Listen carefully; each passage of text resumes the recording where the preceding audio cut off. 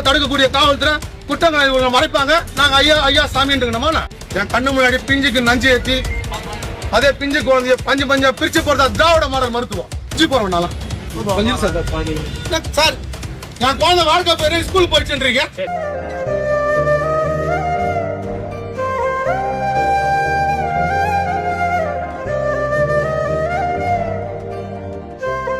சென்னையில் உள்ள தமிழ்நாடு தலைமை செயலகத்துக்குள்ள ஸ்டாலின் அவர்கள் உள்ள பேசிக்கிட்டு இருக்கார்.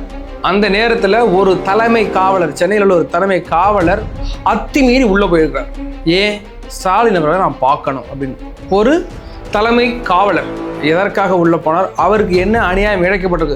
ஒரு மனுஷன் எல்லாத்தையும் தாண்டிட்டு நான் உள்ளே போனேன், இவ்வளவு பாதுகாப்பு பழைய தாண்டி ஒருத்தன் உள்ளே போகிறாருன்னா கண்டிப்பாக ஏதாச்சும் ஒரு மெயின் ரீசன் இருக்கும். இன்னும் அவர் கைது செய்யப்பட்டிருக்கிறார். எதற்காக உள்ளே போனார்? அவருக்கு என்ன அநியாயம் நடந்துச்சு? அவர் மகளுக்கு என்ன அநியாயம் நடந்துச்சு? இன்னைக்கு சாதாரண மக்கள் போராடிட்டு இருந்த காலம் போய் நான் ஸ்டாலினை நேராக போய் கோட்டையில் சந்திக்கிறேன். ஸ்டாலின் அவர்கள் தானே சொன்னார், உங்களுக்கு எதுவும் பிரச்சனைனா என்னை கோட்டையில் வந்து சந்திக்கிறேன்னு சொன்னார்ல. இன்னைக்கு ஒரு தலைமை காவலர் ஸ்டாலின் அவர்களை நான் கோட்டையிலே போய் சந்திக்கிறேன் உள்ளே போயிருக்கிறார். என்னதான் நடந்துச்சு வாங்க டீட்டெயிலாக பார்ப்போம். நான் உங்கள் என் தாத்தா.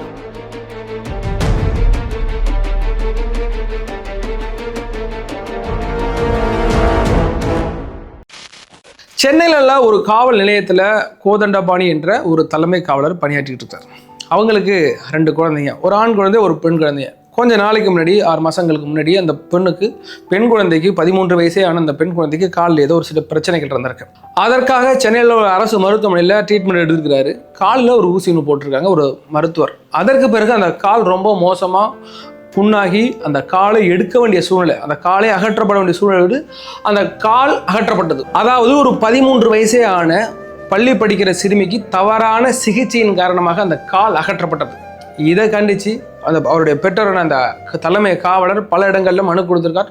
சொல்லப்போனால் ஆளுநர்கிட்ட நேரடியாக போய் மனு கொடுத்துருக்கார். அவருடைய ஒரே ஒரு கோரிக்கை மட்டும்தான், என்னோட பொண்ணு நல்லா விளையாண்டுக்கிட்டு இருந்துச்சு சார், சின்ன ஒரு பிரச்சனை அப்படின்ட்டு நான் போன ஹாஸ்பிட்டலுக்கு, இன்றைக்கி தவறான சிகிச்சையின் மூலமாக அந்த என்னுடைய பொண்ணோட காலையே வெட்டி எடுத்துட்டாங்க, அவரோட வாழ்க்கையே வீணாக போச்சு அப்படின்னு போய் நேரடியாக ஆளுநர்கிட்ட மனு கொடுத்தார்.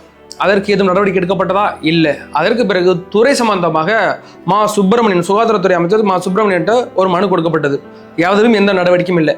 இது போக நான் நேரடியாக சிஎம் சாரோட செல்லில் ஒரு பெட்டிஷன் போடுறேன்ட்டு சிஎம் சார் செல்லுக்கும் பெட்டிஷன் போட்டும் எந்த ஒரு நடவடிக்கையும் எடுக்கவில்லை.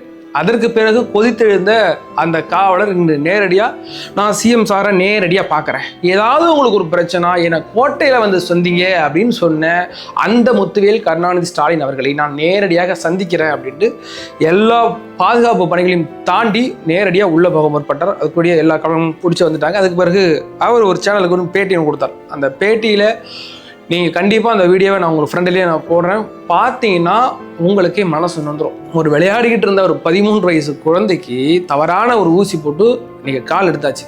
அந்த டாக்டர் செஞ்சது ஒரு 10 நிமிஷத்துக்கு தப்பான வேலை.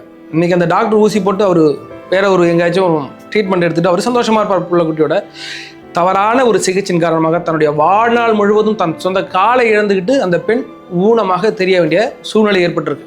அந்த டாக்டருக்கு எந்த பிரச்சனையும் கிடையாது. இன்னைக்கு அந்த காவலர் எல்லா இடங்களையும் என் பொண்ணுக்கு நீதி வேணும், அவருடைய கோரிக்கை வேணும்னா சார் என் பொண்ணுக்கு நடந்த நிலைமை வேறு எந்த பொண்ணுக்கு வந்துடக்கூடாது சார் அப்படின்னு தான் அந்த மனுஷன் போராடிட்டு இருக்காங்க. ஏன்னாட்டா அவர் ஒரு தலைமை காவலர், என் பொண்ணுக்கு போயிடுச்சா, கால் போயிடுச்சா, கேஸ் கொடுத்து எடுக்கல, சரி போயிடுவாங்க, நான் என் பொண்ணுக்கு வேறு ட்ரீட்மெண்ட் எடுத்துகிட்டு போயிடுவாங்க. ஆனால் அந்த டாக்டரை நான் கண்டிப்பாக தண்டனை வாங்கி தருவேன், என் பொண்ணுக்கு நீதி கிடைக்கணும்னு அந்த மனுஷன் இன்னைக்கு கோட்டையில் நான் சிஎம் நான் சந்திக்கிறேன், அவர்கிட்ட முறையிடுறேன், துறை ரீதியாக நீங்கள் அவர் மேலே நடவடிக்கை எடுங்க, வேற யாருக்கு இந்த நிலைமை வந்துடக்கூடாது. ஏன்னு கேட்டிங்கன்னா தமிழ்நாட்டில் இன்னைக்கு அதாவது ஒரு ரிசர்ச் என்ன சொல்லுதுன்னா, தமிழ்நாட்டில் நடக்கிற மரணங்களில் 11% டாக்டர் மிஸ்ஹேண்டில் பண்ணி மருத்துவ குறைபாட்டால், அதாவது மருத்துவரின் கவனக்குறைவால் அந்த மரணம் நிகழ்கிறது அப்படின்றாங்க. இது மரணத்தில் மட்டும்தான் 11% தப்பான ட்ரீட்மெண்ட் எடுத்து இறந்து போகிறது. அதுபோக இது மாதிரி கால் போகிறது, கை போகிறது.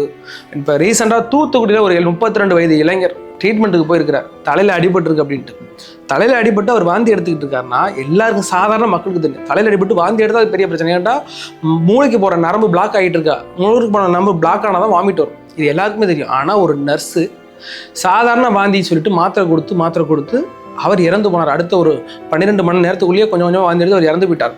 அது பெரிய பிரச்சனையானுச்சு. அதுபோக திருநெல்வேலியில் ஒரு 30 வயசான ஒரு கர்ப்பிணி பெண்ணை தவறான சிகிச்சையின் மூலமாக அந்த கர்ப்பிணி அந்த குழந்தையோடு சேர்ந்து இறந்து போனாங்க. இதே மாதிரி பல உயிர்கள் பிரிந்து கொண்டிருக்கிறது. 2022 தவறான சிகிச்சையின் மூலமாக நீங்கள் வந்து ட்ரீட்மெண்ட் கொடுத்து இறந்து போன ஒரு பெண்ணுக்கு, சிறுமிக்கு 75 லட்சம் நீங்கள் இது கொடுக்கணும் நுகர்வோர் கோர்ட்டை வந்து தீர்ப்பு சொன்னதாக இருக்கட்டும். இன்று தமிழ்நாடு முழுக்க மருத்துவர்களின் இந்த கவனக்குறைவால் உயிர்கள் இறந்து போயிட்டே இருக்கு. தவறான மாத்திரை கொடுத்தது. டாக்டர் என்ன பண்ணுறாங்க, நான் எழுதி கொடுத்து கிருட்டுன்னு ஒன்று எழுதுவாங்க. என்ன எழுதுனாங்கன்னு அவங்களுக்கும் புரியாது. சீக்ரெட் கோடு மாதிரி அந்த மெடிக்கலுக்கு இவங்களுக்கு மட்டும்தான் புரியும். அது என்ன தவறான மாத்திரை கொடுத்துட்டா புதுசாக நிறைய பேர் இந்த மெடிக்கலில் சின்ன பெண்கள் பணியாற்ற வருவாங்க, புதுசாக நர்சிங் முடித்தவங்க. அவங்க ஒரு தவறான மாத்திரை கொடுத்துட்டா டெத்து. இது வகை என்னென்னா, எனக்கு தெரிந்த ஒரு வயதான முதியவர் வந்து இறந்து போனார். அது என்ன காரணம்னு கேட்டால், அவர் விழுந்தது கிணத்துல விழுந்து இறந்து போனார். சாதாரண கிணத்துல விழுந்ததுக்கு எப்படி மெடிக்கல் இப்படி தவறாகும், ஹாஸ்பிட்டல் இப்படி தவறாகும் அப்படின்னு நம்ம விசாரித்து பார்த்தா 2 நாளைக்கு முன்னாடி அவர் வந்து அரசு மருத்துவமனைக்கு போயிருக்கார். அவங்களுக்கு ஒரு மாத்திரை கொடுக்கப்பட்டது. இப்போ நான் சாதாரண மெடிக்கலில் நீங்கள் வாங்கினீங்கன்னா ஆகாரத்திற்கு முன், ஆகாரத்துக்கு பின் அப்படின்னு தெளிவாக எழுதி கொடுத்துருவாங்க. இது காலை, இது இரவு அப்படின்னு ரவுண்டு போட்டு எழுதி கொடுத்துருவாங்க இந்த பேப்பரில். ஆனால் அரசு மருத்துவமனையில் சும்மா நான் இந்த 4 மாத்திரை, இது நைட்டு ஒன்று, இது பகல் ஒன்று, இது நைட்டு ஒன்று, இது பகல் ஒன்று, இது நைட்டுக்கு மட்டும் மொத்தமாக கையில் கொடுத்துருவாங்க. வயசான ஒரு 65-70 வயசான ஒரு முதியவர் போய் வாங்குறாரு. அவருக்கு எது நைட்டு எது பகல்னு தெரியல. எல்லாத்துலேயும் நைட்டு ஒன்று பகல் ஒன்று போட்டார். தூக்க மாத்திரை, அதாவது அவருக்கு சரியாக தூக்கம் வர்றன்ட்டு அந்த தூக்க மாத்திரையை காலையிலே போட்டுட்டார். காலையிலே போட்டு காலில் முழுக்க அவருக்கு சுற்றிக்கிட்டே இருந்திருக்கு. என்னென்னு தெரிலன்ட்டு தண்ணி பிடிக்க போனவர் கிணத்துல உள்ள விழுந்துட்டார். ஒரு 10 மணியை போல் கீழே விழுந்துட்டார். என்கிட்ட மயக்கமாக போதையாக இருந்திருக்கு அவருக்கு. தவறான மாத்திரை கொடுக்கப்பட்டது. நீங்கள் கரெக்டாக எழுதி கொடுத்தா இன்றைக்கி அவருடைய சம்பவம். இதே மாதிரி தமிழ்நாட்டில் லட்சக்கணக்கான மருத்துவ இறப்புகள் நடப்பதற்கு இந்த அரசு மிக முக்கியமாக காரணமாக இருக்கிறது. அரசு மருத்துவமனைகள் மிக முக்கியமாக காரணமாக இருக்கிறது. மா சுப்பிரமணியன் அவர்கள் மாரத்தானில் ஓடுறதை விட்டுட்டு இங்கே வாங்க சார், ஒவ்வொரு ஹாஸ்பிட்டலுக்கு போய் இந்த திமுக 2021 வந்ததுலேருந்து அப்படியே போடாங்க லைவ்ல. இந்த மா சுப்பிரமணியன் அந்த மருத்துவமனையை நேரடி விசிட் பண்ணார், இந்த மருத்துவமனையை நேரடி விசிட் பண்ணார். இந்த பாளையங்கோட்டையில் ஒரு மருத்துவ கல்லூரியில் டாய்லெட் முழுக்க நம்பி வெளியில் ஓடிக்கிட்டு இருக்கு. தமிழ்நாடு முழுக்க எல்லா மருத்துவமனைகளிலும் மருத்துவ கல்லூரியும் சீரற்று கிடக்கிறது. ஆனால் வாயை கொடுத்து பாருங்க, மைக்கை நீட்டி பாருங்க, அவர்கிட்ட பேசுவார் 1 மணி நேரம் பேசுவார். மைக்கை கடிச்சு துப்பி ஒரு அளவுக்கு மனுஷன் பேசுவார். ஆனால் இங்கே நடக்கிற உள்ள அவலங்கள் ஒவ்வொரு மாதமும் நீங்கள் கணக்கெடுத்து பாருங்கள். எல்லா அரசு மருத்துவமனைகளிலும் எத்தனை குழந்தைகள் இறந்து போகின்றன. அந்த குழந்தைகள் நல்லபடியாக இந்த மண்ணுக்கு வர வேண்டிய குழந்தைகள் இந்த பூமியை தொடுவதற்கு முன்னே அவங்கள சாவடித்து மேலோகத்துக்கு அனுப்பிட்டு இருக்குது இந்த அரசு மருத்துவமனைகள். எல்லா மருத்துவமனைகளும்.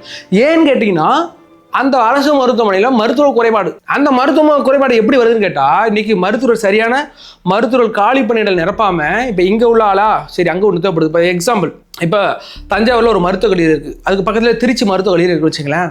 இப்போ திருச்சி மருத்துவக் கல்லூரியில் ஆட்கள் கம்மியாக இருக்குன்னா இன்றைக்கி நீங்கள் அங்கே உங்களுக்கு டியூட்டி, இங்கேருந்து 2 பேர் அங்கே தூக்கி போட்டுருவாங்க. அன்றைக்கி ஒரு எமர்ஜென்சிக்கு ஒரு ப்ரெக்னென்ட் லேடி அங்கே போனாங்கன்னா அவங்களுக்கு ட்ரீட்மெண்ட் பார்க்க ஆள் இருக்காது. இதே மாதிரியான லட்சக்கணக்கான மரணங்கள் நிகழ்வதற்கு இந்த அரசே வழிவகை செய்கிறது. அதே மாதிரி தான் இன்னைக்கு இந்த காவலர் அவருடைய மகளுக்கு நீதி கேட்டு இன்று தமிழ்நாட்டின் தலைமை செயலகத்தில் ஏறி நீதி கேட்டிருக்கிறார். இன்னைக்கு வலுக்கட்டாயமாக அரசு இன்னைக்கு அவரை வந்து கைது செய்ய உள்ள வச்சுட்டாங்க. வெளில விட்டுறோம்னு வச்சுக்கலாம், அது ஒரு பெரிய இஷ்யூ இல்லை. அவர் சொன்ன ஒரே ஒரு மட்டும்தான், என் பொண்ணுக்கு நீதி கிடைக்கலன்னா திமுக கொடியும் பிஜேபி கொடியும் நான் எரிப்பேன். ஏன்டா நான் ஆளுநர்கிட்டையும் நான் மனு கொடுத்துருக்கேன். அதுக்கு எந்த ஒரு நடவடிக்கையும் ஆளுநர் எந்த நடவடிக்கை எடுக்கலை. இந்த திமுக அரசு இந்த நடவடிக்கை எடுக்கலை. இந்த திராவிட மாடல் அரசு எந்த நடவடிக்கை எடுக்கலைன்னா நான் 2 கொடியும் எரிப்பேன். நான் தேசிய கொடி எரிக்கிற அளவுக்கு என்னை வச்சுக்கிடாதீங்க அப்படின்னு இருக்கிறார். இது வந்து நம்ம நான் அக்செப்டபிள் தான். இதை நம்ம யாருமே ஏற்றுக்கொள்ளப்பட தேசிய கொடியை எரிப்பது என்பது அது சொல்கிறதே நான் வந்து அது தவறுன்னு சொல்கிறேன். இருந்தாலும் ஒரு தகப்பனின் கதறலாக இதை பாருங்கள். என் மகளை தாண்டி தான் இந்த நாடு, இந்த மக்கள் எல்லாமே. நான் என் மகளுக்காக தான் நிற்பேன் அப்படின்னு அவருடைய பாயிண்ட் ஆஃப் வியூவில் அவர் சொல்கிறார். அந்த அளவுக்கு கொண்டாந்து விட்டது யார்?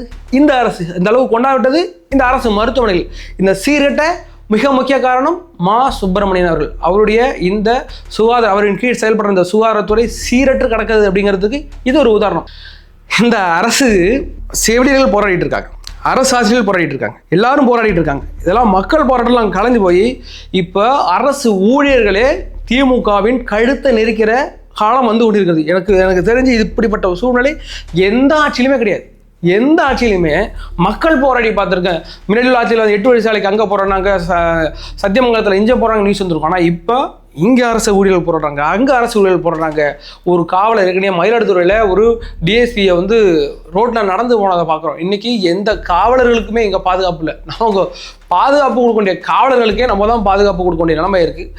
இந்த அந்த பெண்ணுக்கு நடந்த அநீதிக்கு கண்டிப்பாக நீதி கிடைக்கணும். அப்படிங்கிறதுனால இதை கவனத்தில் கொண்டு இந்த பிரச்சனை இன்னைக்கு பெரிய விஷயம் மாறிக்கிட்டு இருக்குல்ல, இந்த பெண்ணுக்கு சரியான இழப்பீடை இந்த அரசு வழங்க வேண்டும். ஏன்னா அந்த பொண்ணு வாழ்நாள் முழுக்க அப்படிதான் இருக்கணும். அந்த கால் எடுத்தாச்சு. இன்னைக்கு ஒரு மாற்று பிளாஸ்டிக் காலை வச்சு இன்னைக்கு அந்த பெண் நடந்துகிட்டு இருக்காங்க.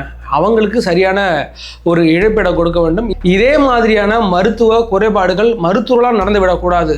இன்னைக்கு இந்த பெண்ணுக்கு நடந்து இனிமேல் யாருக்குமே நடக்கக்கூடாது. இதை இந்த தமிழ்நாடு அரசு கவனத்தில் கொண்டு செயல்படுத்த வேண்டும் என்று எங்களின் சார்பாக நாங்கள் கோரிக்கை வைக்கிறோம். வேற ஒரு வீடியோவில் சந்திக்கும் வரை உங்களிடம் விடுவது நான் உங்கள் யங் தாத்தா.